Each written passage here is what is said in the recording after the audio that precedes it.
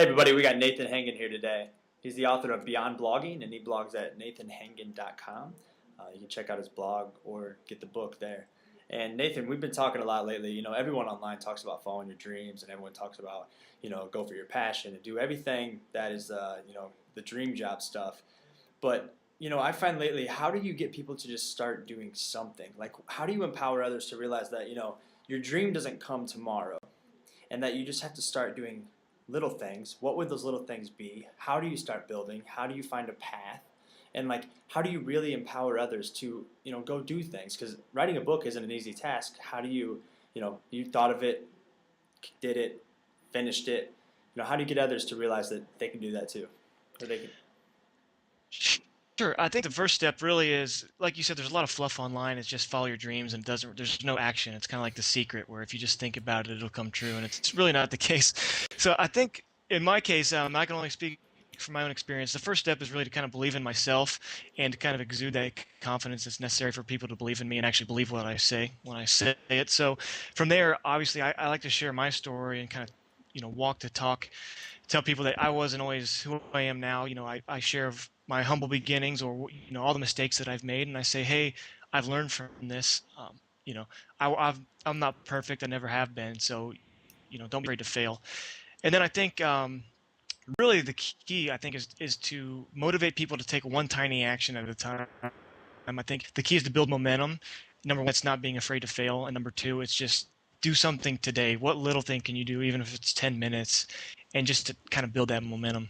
For me, it was I started the My Charity Water campaign. It was so easy, right? And then that little thing that I watched the Scott video, I started the campaign to play a game of ping pong in New York City, and then I did that, and I was like, all right, what else can I do? That was awesome. Like, and then do you feel like, though, believing in yourself? I find that a lot of times I tell people things, and I'm like, let's set you up here, let's do this, and they don't focus over time. Does it take like a mentor? Does it take someone kind of there?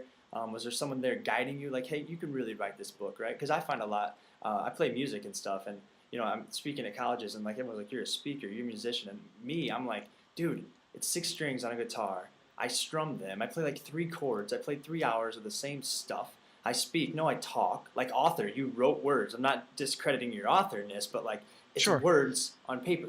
I mean, so did you have someone kind of being like, no, you can do this, or would you just kind of like, just I'm hell with it. I can do it. It was really the opposite. I've always had, adversaries along the way. Kind of people tell me I can't do it, or be realistic, get a regular job, all that stuff. I rely on my peers a lot to say, hey, I kind of like that idea. I think you can pull it off. But a lot of it is, trying to overcome obstacles, whether that obstacles are people or taking action. So it's never been like somebody there like nudging me along. Yeah, and I think a lot of people could relate. My parents are amazing people, but my parents, what they know is I worked 40 years and worked my ass off to get where I'm at today. And so when I tell them about things I want to do, and they get scared, they're nervous, and they should be, rightfully so, because they spent 40 years building what they think is how you have to work through the system and work your way up and make money. And but I think it's like, how do you get your parents to believe in you? You have to fight that. No, music is not a career. Music is just a hobby. And you have to, my dad, he's gonna watch this, but he's so inspiring to me. But he's very, very, had that mentality. So I always try to, like, Dad, I think I can do it. I think I can do it. And Yeah. but you have to get over that. My friends as well, like, that's dumb. Like, people are like, that's stupid. And then all of a sudden, a year later, they're like, that's awesome. I'm like, yeah, but you said it was dumb. Like that little thing, it's getting over it. And then once you do it, once you get to that end point, you're like, look what I accomplished. Do you have any other thoughts on? So a lot of people don't have what you have, right? They don't have the ability to get over the dumb. Like, is there anything you can say to people, like, how do you get past that moment when you're like, oh, screw it, this isn't worth it? It really comes down to 2 things. The first one is the people that are trying to tell you you can't do it. They're either people who they want you to be miserable because they're miserable, or they're trying to protect you and they're afraid to see you get hurt. They don't want to see you reach for the stars and fail. So only you know in your heart what you're capable of achieving.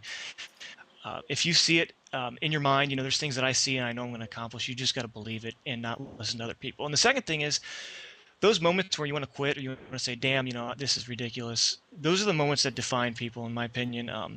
that's your chance to kind of go to the next level and separate yourself from the people that quit. Because if it was easy, then everybody would do it. So when you're at that quitting point, that's just, and you don't quit, that's just one more level that you're moving up. So I think it's key to just realize that when you're going through those tough times, it'll pass. Cool, man. Yeah, I totally agree. People that belittle others, it's most of the time out of jealousy. And if you can get past that one moment and just smile and be like, you know what, whatever, what's it matter? And Yeah, get past that point. Hey, thanks Nathan for taking your time out of your day to do this interview. Everyone, check him no problem. out at nathanhangen.com, and his book is called Beyond Blogging. He's connected with a lot of the people that have been very successful in the online entrepreneurial industry. So grab his book on his site, and thank you, Nathan, again. Thanks, Shane.